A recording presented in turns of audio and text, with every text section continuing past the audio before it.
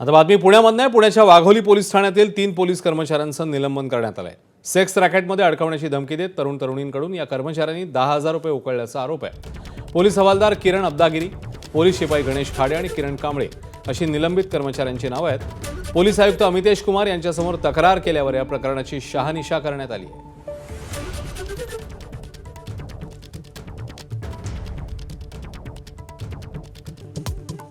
अखेरच्या क्षणापर्यंत ताणून धरल्यानंतर बारामती पोटनिवडणुकीतून अखेर काँग्रेसची माघार। दोन्ही राष्ट्रवादीसह फडणवीसांकडूनही मनधरणी। सुनेत्रा पवारांसह एकूण 30 उमेदवार निवडणुकीच्या रिंगणात।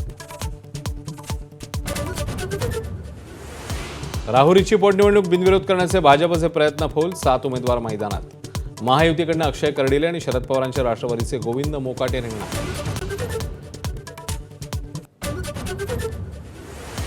भारत पवारांनी घेतली राज्यसभा खासदारकीची शपथ। वडिलांचं गुलाबी जॅकेट आणि अजित पवारांसारखा चष्मा परिधान करून पार्थ संसदेत। सुनेत्रा पवारांसह राष्ट्रवादीच्या दिग्गजांची हजेरी।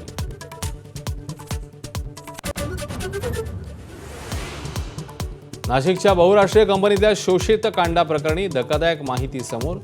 धर्मांतराचं जिहादी रॅकेट सक्रिय असल्याचं उघड। कंपनीची HR ताब्यात। कठोर कारवाईचे मुख्यमंत्र्यांचे आदेश।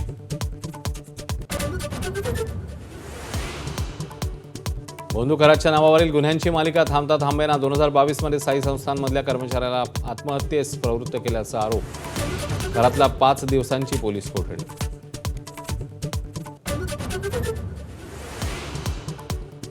युद्धविरामानंतर उद्यापासून इस्लामाबादेत इराण अमेरिका चर्चेची फेरी। वान्स शहबाज शरीफ यांचा सहभाग।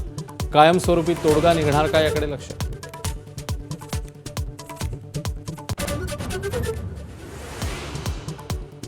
आसामच्या निवडणुकीत 85% तर केरळमध्ये 77% मतदानाची नोंद। पुदुचेरीमध्ये 89% मतदारांनी बजावला हक्क।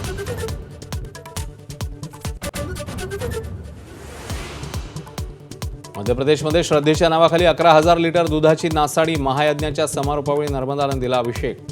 शिवमहापुराण आयोजकांच्या कृत्यामुळे चहूबाजूंनी टीकेचे आसूड।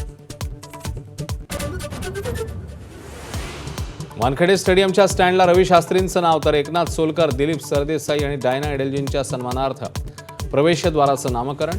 दिग्गजांच्या उपस्थितीमध्ये सोहळा।